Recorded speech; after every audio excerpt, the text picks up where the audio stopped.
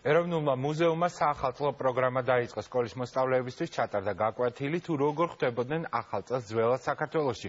პროგრამის ფარგლებში ბავშვები მრავალფეროვანი ვიზუალური მასალის თანხლებით ახალი წლის მიგებების უძველეს ქართულ ტრადიციებს გაეცნენ. ასევე მოისმინეს თუ როგორი იყო საქართველოს სხვადასხვა კუთხეში საახალწლო სუფრის სამზადისი.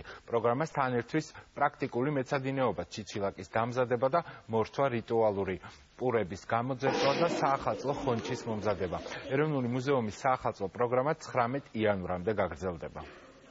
მე არ ვიცოდი, ესეთი ჩიჩილაკის გაკეთება და ვისწავლე დღეს.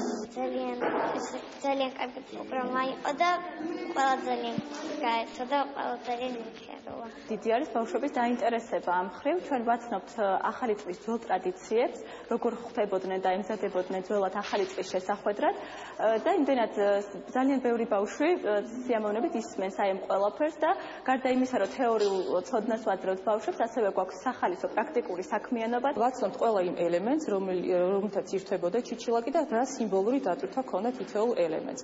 ეს იყო სრულ სცენარისაგან დამზადებული კალბი, სპეციალურად გამომცხვარი კვერი, ბოკელი, ასევე კვერები, ყვინჩილები, ბროწეული აუცილებლად და ასევე ირთვებოდა სხვადასხვა ტკბილეულით, ჩირით, ჩურჩხელებითა და ასევე მძივებით, ბაფთებითა და სხვადასხვა ფერის ძაფებით.